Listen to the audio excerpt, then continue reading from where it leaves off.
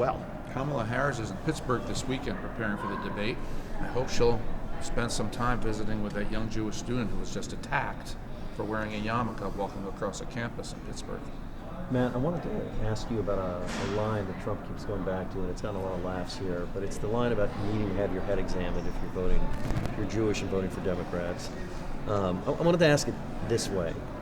It's an old sort of anti-Semitic trope for many years that many Jews are more concerned about Israel or maybe concerned about Israel more than the United States. And so I'm not saying that Trump means it in an anti-Semitic way, but when you put out there that if you're Jewish, you're supposed to vote for the party or the candidate that may be more supportive of Israel versus just voting like any other American. Nobody says Protestant, Catholics should have their head examined because of something having to do with the Vatican or anything else. I mean, isn't that kind of language, notwithstanding everything going on the left, I get that, but I'm asking you about this, problematic from the standpoint of trying to eliminate the kind of anti-Semitic thinking that still does percolate in some corners of the country? so let me Joe Biden, just Kamala is the one who said she sympathizes with the human emotion of these protesters. What are you sympathizing with, terrorism? Joe Biden, where is he? Has he made a speech about anything? An American just got shot on the head. Where is everyone? Where's the accountability? I just don't get it anymore. And you know what? I might be going off the lamb here. If you're Jewish and you vote for Democrats, you're crazy. I'm sorry. You're insane.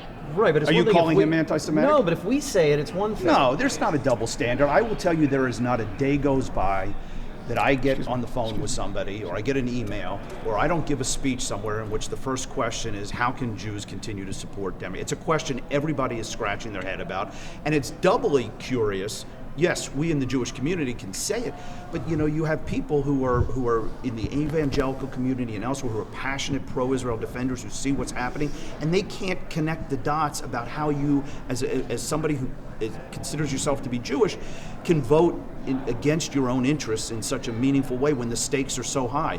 With rampant anti-Semitism, with Israel under attack, with terrorism, all the things, and you've got to say to yourself, there's a clear difference. How can you make that choice? That's why we showed the video. Right, no, I get it, and I'm just playing devil's advocate here, but Americans may be concerned about tax policy or all sorts of geopolitical foreign policy, right? And nobody questions any other group about their support for a particular country, saying that there's something wrong.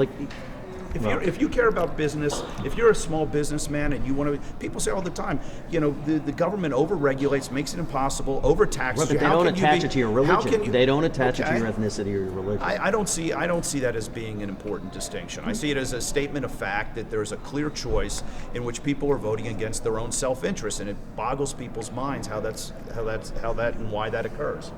I just say the RJC is way before Trump. We've always felt that way about Democrats. And the Democrats feel that way about us. So I think it's a non-factor, and it's existed before Trump. It's going to exist long after Trump is out of here. And he's absolutely right. One pretty notable. Did you already? Yeah. Okay. So one pretty notable absence this week is J.D. Vance. He also skipped out on Kamala Harris's or Benjamin Netanyahu's address to a joint session of Congress, just like Kamala Harris.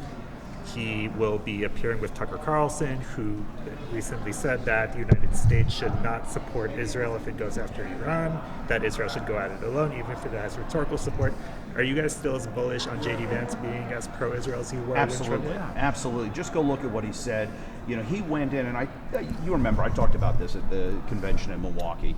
He's somebody who has been unabashedly pro-Israel. He has gone into hostile.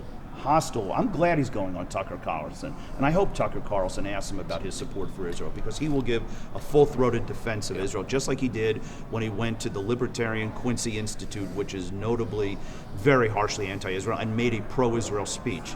So I think absolutely J.D. Vance is unequivocally and passionately committed to Israel and will defend Israel publicly.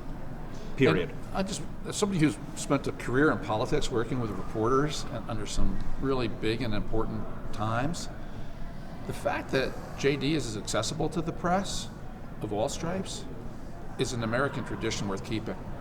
The words "face the nation" and "meet the press" mean absolutely nothing to Kamala Harris anymore. She won't do it. So there's something to be said for talking to reporters, and JD is doing it, she won't.